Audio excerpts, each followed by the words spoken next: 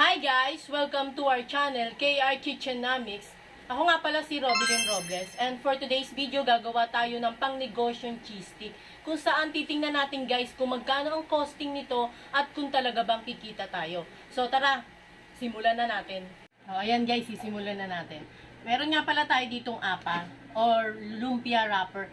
Sensya na guys, ito na lang yung nabutan ko sa palengke kasi medyo na late na ako ng pagpunta, kaya ito na lang nabili natin. Bali, large size yung binili ko para pag hiniwa natin siya into 4, medyo malaki siya.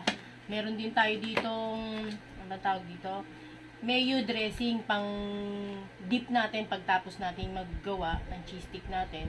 Doon natin i-dip para mas lalo nating malasahan at matikman yung sarap ng ating cheese stick. Meron din tayo ditong keso. Bali, ang keso natin, ang bili ko nito is 40 pesos. Dito sa ating mayo dressing, 25. Dun sa ating lumpia wrapper, 25 din. So, hindi na masama yung costing natin, guys. At bali, ito, hinimay-himay ko na siya kanina, guys. Para hindi na tayo maghimay-himay pa dito. Itong isang lumpia wrapper, puputulin natin siya into 4. Wait lang, guys, ha. Yan. Ito, guys. Lagay lang natin siyang ganyan. Tapos, hihiwain natin siya sa gitna.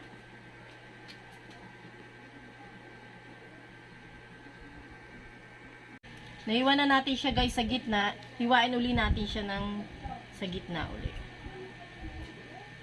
Ayan.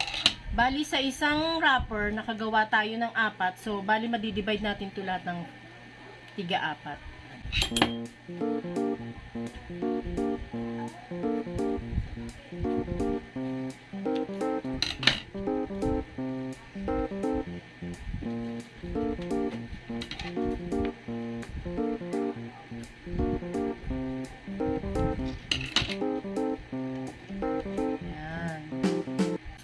Alam nyo guys, parang hindi naman siya ano dun sa ating, parang susobra pa tong keso natin dun sa ating nabiling lumpia wrapper, kaya hindi muna natin siya bubuksan lahat. Hiwa-hiwain muna natin. Continue lang natin yung paghihiwa nito, isa-isa para hindi siya maputol. Ayan. Nga pala guys, medyo niliit-liitan ko yung keso natin kasi naalala ko nagnegosyo nga pala yung manugang ko nito. Maliliit lang yung yung hiwa niya sa keso kasi piso-piso lang naman talaga ang natin, ang bentahan. Para mas makuha natin yung natin dito. Ayan guys, natapos na nating hiwain yung ating mga keso. Kaya sisimulan na natin balutin yung keso natin doon sa ating lumpia wrapper. Dito nga pala sa may tabi ko, naglagay din ako sa isang maliit na platito ng tubig para sa ganun. Pag isinara natin yung ating lumpia, didikit siya. Ayan guys, ganyan lang. I-roll. Yung dali lang naman itong gawin. Kahit nga anak nyo or apo nyo, pwedeng gawin. Pwede nyo rin tong family bonding. Diba? Ayan, madali lang naman. Ayan, ganyan. Lagyan lang ng tubig sa dulo para sumara siya. Continue lang natin guys yung pag-wrap hanggang sa matapos natin. Ikot. Lagyan ng tubig.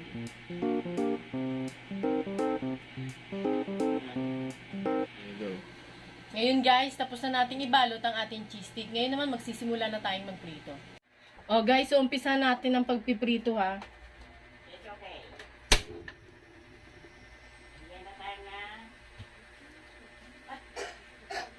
Nga pala, maglalagay tayo dito ng isang boteng mantika.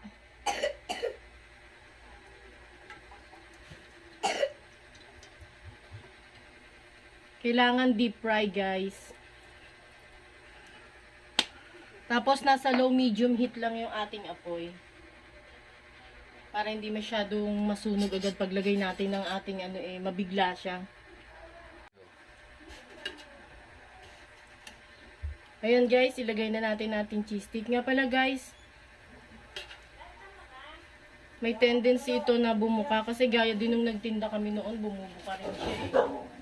Ganito din yung nangyari. Kahit pa maganda yung pagkakasil mo. Ayan.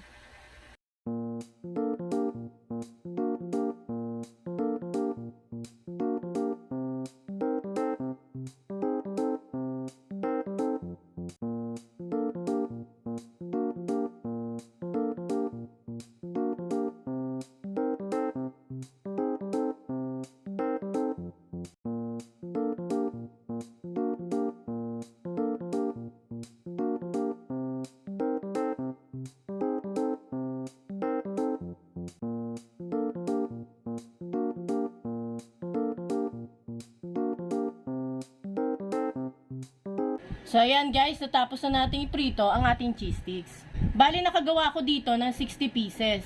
Tapos marami pa akong natirang cheese. Siguro mga nasa 3/4 pa yon. Estimate nakita namin before ay nasa 100 to 150 pesos. Di na masama guys, di ba? Kung nagustuhan ninyo ang negosyo recipe natin ito, click that like button and please subscribe sa ating YouTube channel at sama na din ang notification bell para lagi kayong updated sa ating mga bagong negosyo recipe. See you sa next upload. Bye! Hi guys. Ano? Ay, nirambutan. 1, 2, 3, go. Hi guys, welcome to our channel, KR Kitchen. Ano ulit nga no?